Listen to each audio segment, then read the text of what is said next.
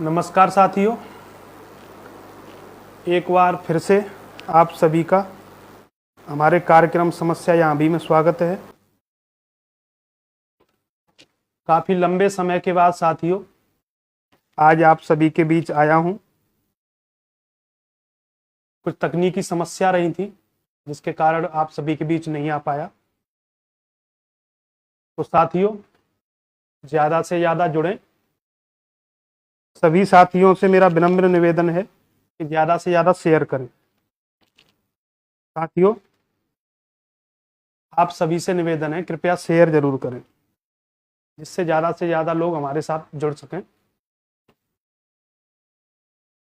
तो साथियों मैंने पहले भी अवगत कराया था कि मैं हर रविवार को लाइव आया करूँगा, लेकिन कुछ तकनीकी समस्याएं रहीं जिसके कारण मैं लाइव नहीं आ पाया। तो काफ़ी लंबे समय के बाद आप सभी के बीच आया हूं, तो ज़्यादा से ज़्यादा साथी जुड़ जाएं। बार बार आपसे निवेदन है कि ज़्यादा से ज़्यादा शेयर करें। तो साथियों जुड़ जाइए साथियों ज़्यादा से ज़्यादा। मामला बड़ा है और मामला देश का है, और जब बात देश के ऊपर आती है साथियों तो बोलना भी चाहिए, क्योंकि जब हम लोगों के आपस में जो परेशानियां जो दिक्कतें होती हैं, झगड़े होते हैं, जब देश के अंदर होते हैं तो एक बार को चल भी जाएगा, लेकिन जब बात देश के बाहर की आती है और अपने देश के ऊपर कोई बात आती है तो उसके लिए बोलना चाहिए। और जहाँ तक मैं जानता हूँ खुलकर बोलना चाहिए साथियों, क्योंकि अगर हम लोग खुल के नहीं आएंगे तो फिर हमारे लिए भी कोई खुलकर नहीं आएगा। तो हमारे साथ जुड़ रहे हैं कुछ साथी।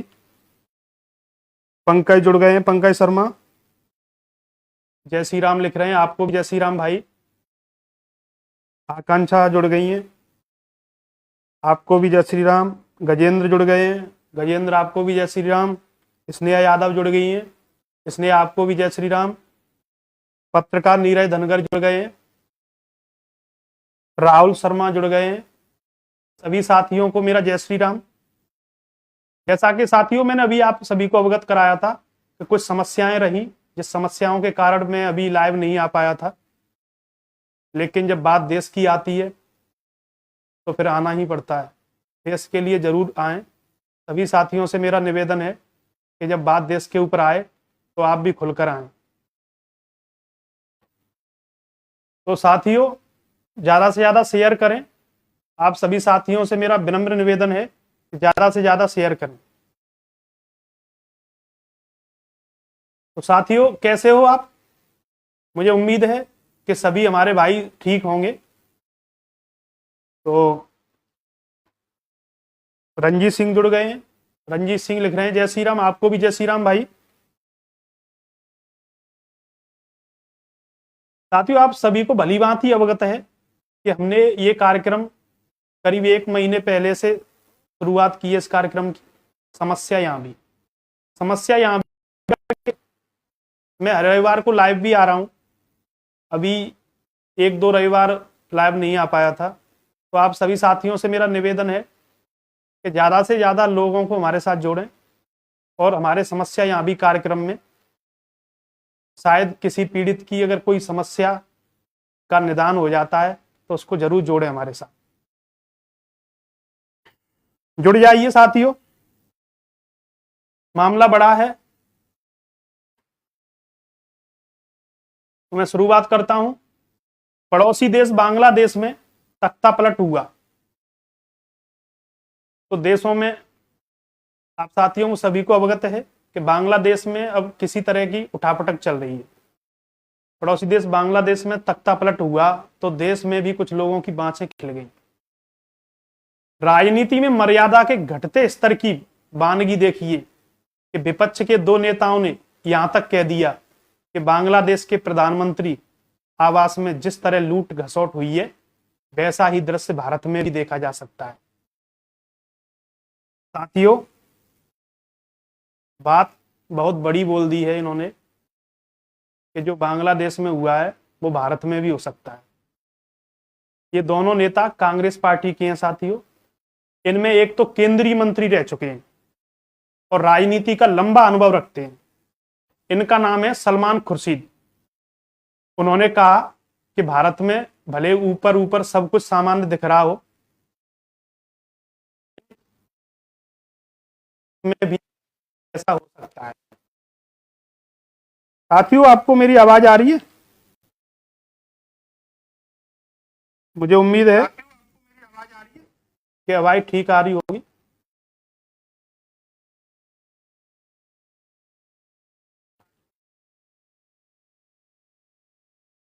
आवाज ठीक आ रही है मुझे लग रहा है। ठीक आ रही है। तो बात बांग्लादेश की है। बांग्लादेश में जो घटना अभी घटित हुई है, आप सभी को भली भांति अवगत है कि किस तरीके का मामला चल रहा है।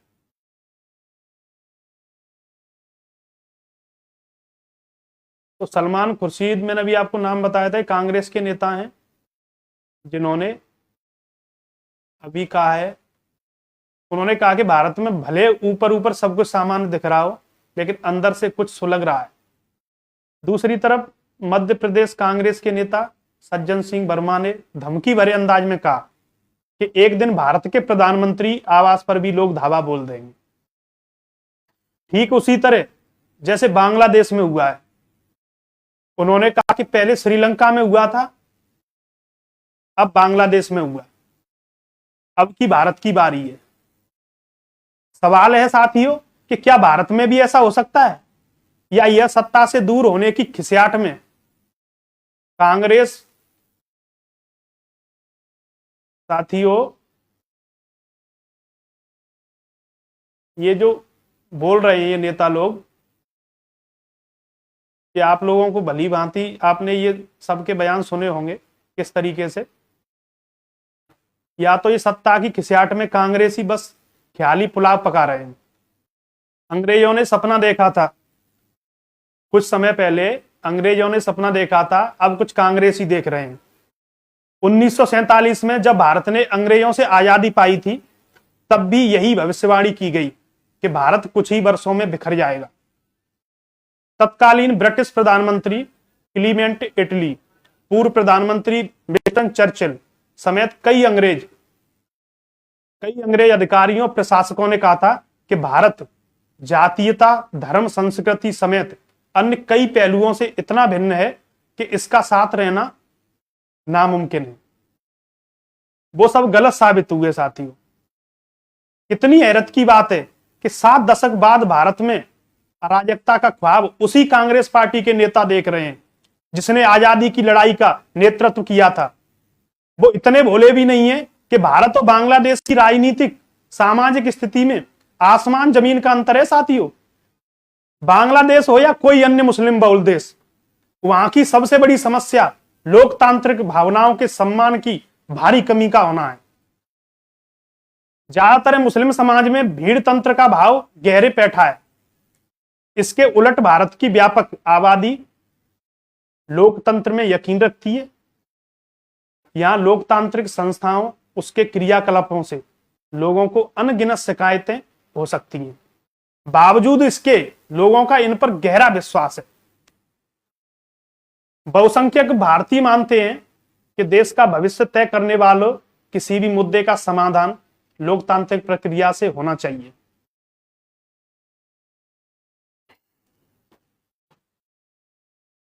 अंकिता रेलाली जो जुड़ गए हैं, सरकारी अस्पताल में डिलीवरी के नाम खुलेआम हो रही अवैध वसूली। रेला जी, आप मुझे मैसेज करना और इस मामले से हमें अवगत कराएं। प्रिंजल ठाकुर लिख रहे हैं, कुछ नेता देश में गद्दारी का काम कर रहे हैं।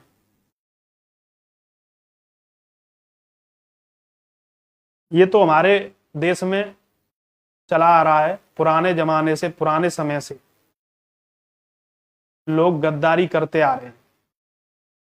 लोगों को भली भांति ज्ञात होना चाहिए कि आज अगर देश के ऊपर बात आती है तो आप लोग भी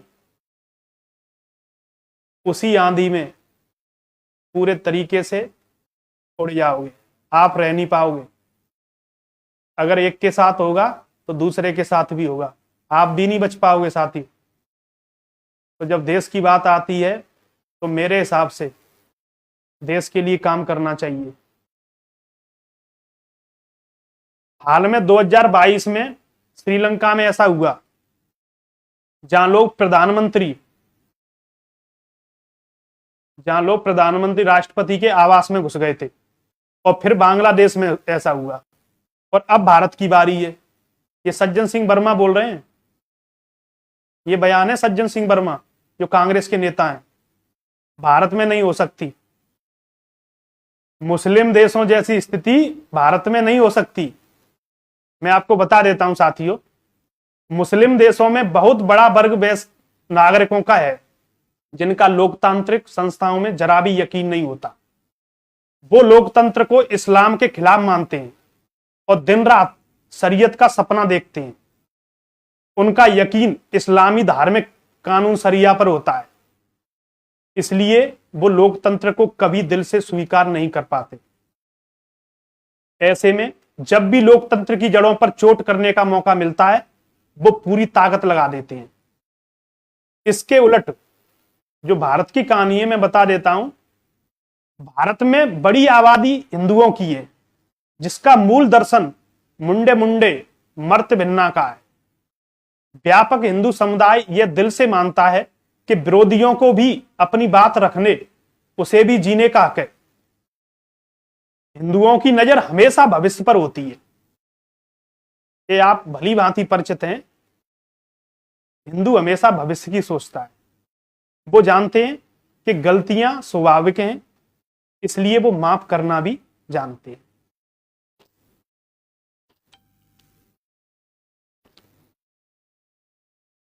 इसलिए व्यक्ति हो या समाज या सरकार, किसी के खिलाफ हिंदुओं में इतनी उग्रता नहीं दिखती कि वो सदा के लिए किसी को दुश्मन बना ले। इसका एक बड़ा उदाहरण इंदिरा गांधी है, जिन्होंने आपातकाल लगाने जैसा लोकतांत्रिक विरोधी फैसला लिया। लोकतंत्र में गहरी आस्था रखने वाले हिंदुओं ने इंदिरा को इसके लिए भी माफ कर दिया। तो साथियों, जैसा मैं आप सभी को बता रहा हूं कि हिंदू कभी ऐसा नहीं कर सकता। रंजीत सिंह लिख रहे हैं, आज बांग्लादेश में हो रहा है, कल हमारे देश में भी हो सकता है।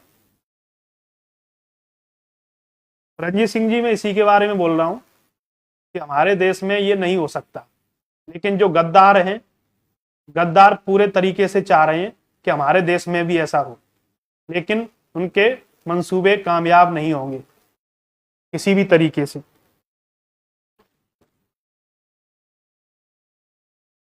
साथियों, आप सभी का प्यार देखकर बहुत खुशी होती है कि हमारे साथ 690 साथी लाइव देख रहे हैं, हमें पूरे तरीके से हम पर नजर बनाए हुए हैं। तो बहुत खुशी की बात है मेरे लिए कि बिना बताए मैं लाइव आया हूं और फिर भी मेरे साथ 690 लोग जुड़े हैं। बहुत बहुत धन्यवाद इतना प्यार देने के लिए सभी साथियों का।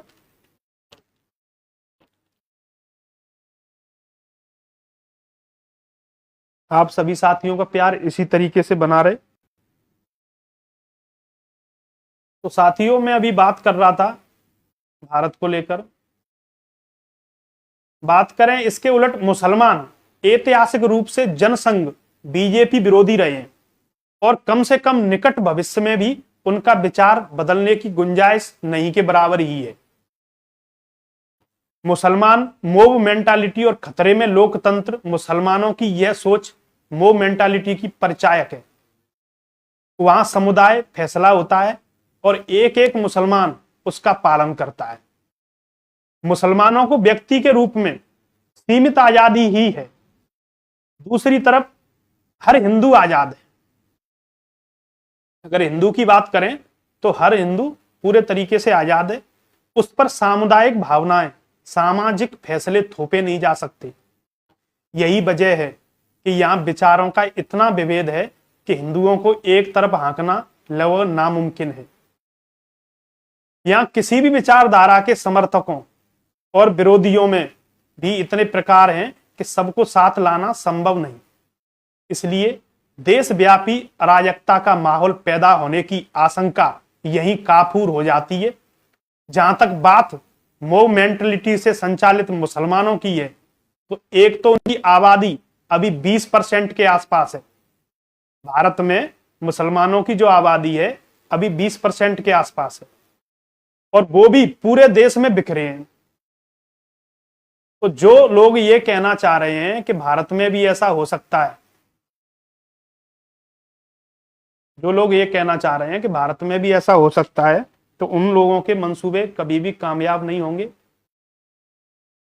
देश के कुछ ही क्षेत्र मुस्लिम बहुल हैं, ऐसे में कभी अराजकता की स्थिति पनपी भी तो उन्हीं क्षेत्रों तक सिमटने की गुंजाइश होगी, देशव्यापी होने की नहीं। और सबसे बड़ी बात, दुनिया के सबसे देशभक्त भारतीय सेना है। जनमानस से इतर अगर संविधान, सरकार और सेना की बात करें तो भारत में बांग्लादेश जैसी स्थिति बिल्कुल भी नहीं है।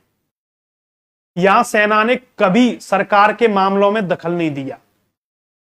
ऐसा नहीं है कि सरकार के मोर्चे पर भारत में कभी बांग्लादेश जैसे हालत नहीं बने। यहां भी राजनीतिक अस्थिरता का लंबा दौर रहा। देश ने गठबंधन राजनीति का दौर देखा, सरकारें आती जाती रहीं, लेकिन सेना ने कभी सीमा नहीं लांघी। तो साथियों, ऐसी है हमारी भारतीय सेना,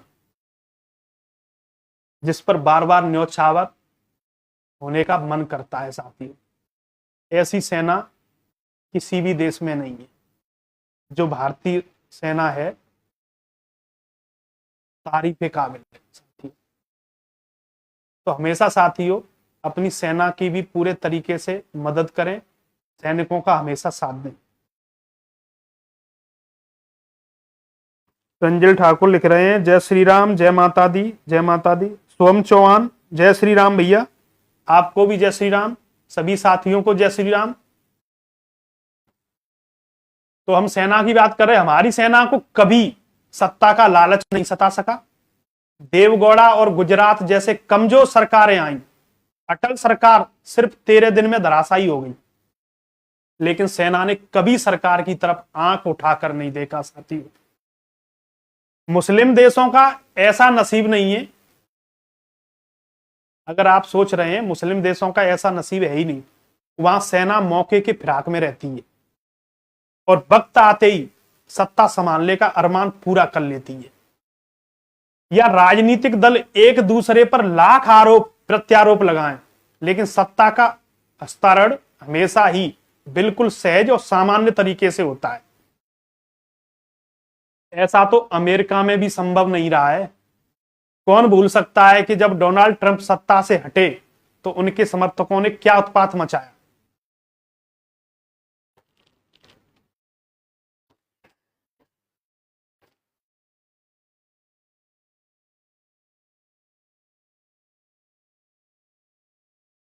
गजेंद्र शर्मा जी लिख रहे हैं, भैया जी हिंदू तो एक हो जाएगा, लेकिन जो हिंदुओं के बीच गद्दार छिपे हुए हैं वो एक नहीं होने देंगे। जितना एक हो जाएगा वही काम कर लेगा। जरूरत नहीं है कि गद्दार साथ में आए। गद्दार तो शुरू से रहे हैं, वो हमेशा रहेंगे।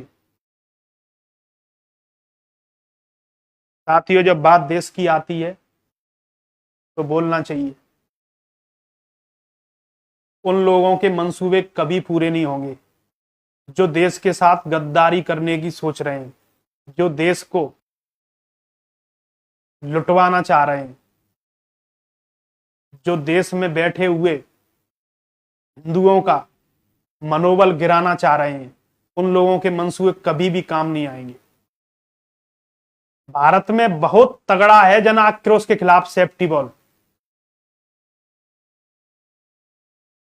इन सबसे ऊपर भारत में लोकतांत्रिक संस्थाओं की मजबूती अराजकता के खिलाफ सबसे बड़ी गारंटी है। संविधान ने विधायिका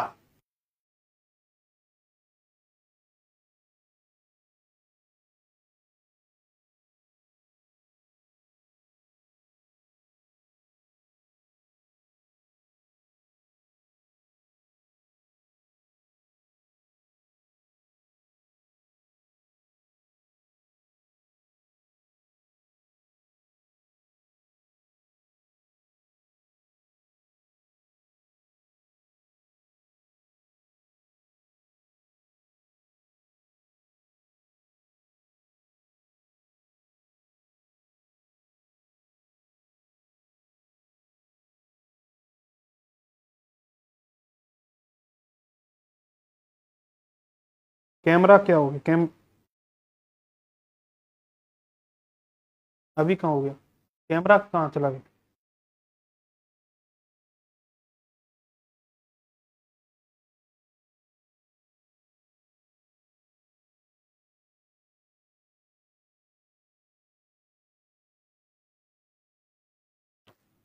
साथियों, वही टेक्निकल समस्या आ रही है बार बार। तो साथियों, आप सभी को नमस्कार। अब की बार रविवार को बुरी बात करेंगे। कैमरा क्या हो? चलो, मुझे लग रहा है समस्या ठीक हो गई है साथियों।